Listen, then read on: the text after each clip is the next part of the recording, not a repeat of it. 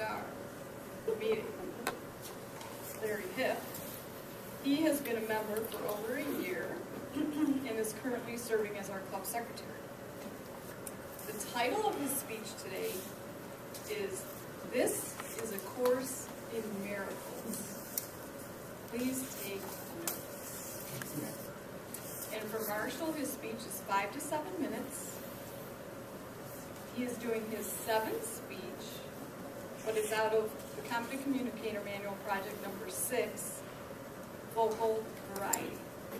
So please help me welcome Larry Hipp.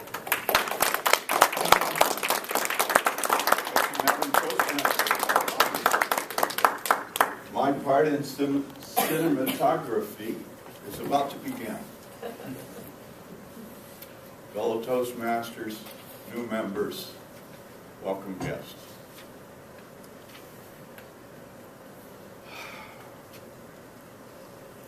Linda, this is a course in miracles. Please take notes. John, this is a course in miracles. Please take notes. Russ, this is a course in miracles. Please take notes. I need it. These are the words that Helen Schuckman heard in October of 1968. We don't know the exact vocal variety with which those words were spoken. I don't know if anybody ever asked Helen how she heard those words. They were not actually verbally heard. They were heard inside of her head. So imagine if you were in Helen's shoes. You were home one evening, perhaps watching TV or arguing with your husband or wife, and suddenly these words are spoken inside of your mind, followed by stuff to write down, notes. So this would have been quite a cinematography accomplishment to put down Helen's story. For the next 7 years, she did just that. She took down the notes she was hearing inside of her head. First thing she did, on the next day, it was a work day, so she goes into her boss, Bill Thetford. They were both working at the Columbia University in New York City. They were psychiatrists. They were both Jewish. This is the interesting part of the story for me, because the author of the words, the person who was apparently talking to Helen inside of her head, claimed himself to be Jesus Christ.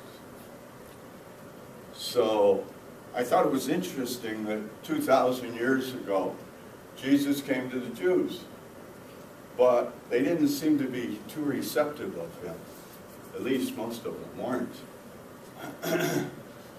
And it was sort of funny because Helen didn't want to do it either.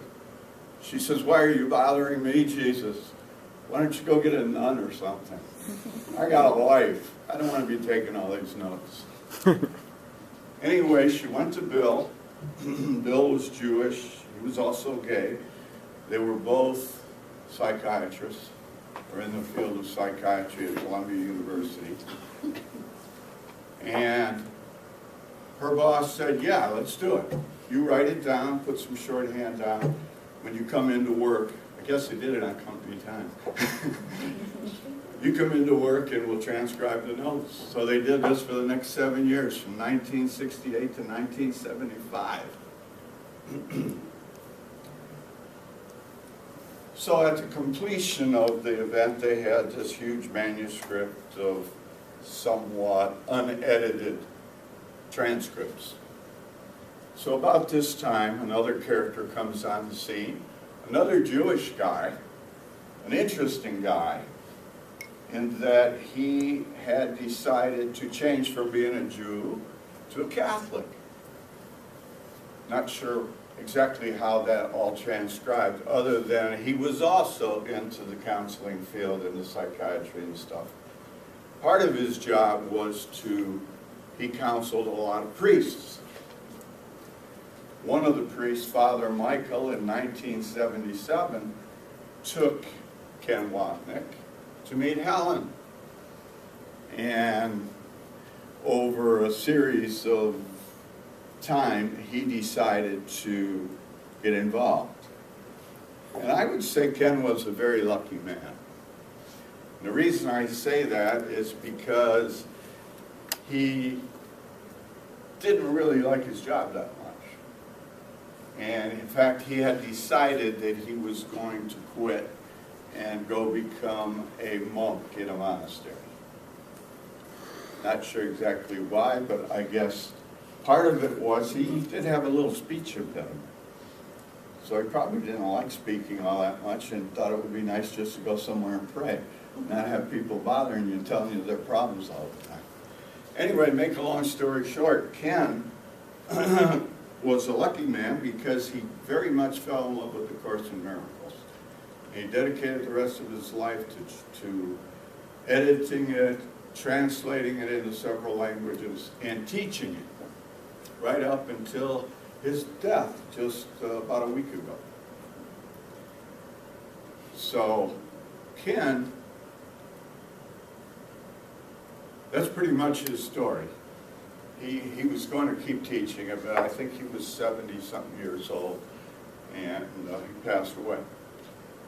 So it was very interesting, and I was a student of this course for many years. I found it interesting too. So if anybody is interested enough to want to see what Jesus supposedly had to say to Helen, pick up the book, A Course in Miracles. Thank you, Madam Toastmaster.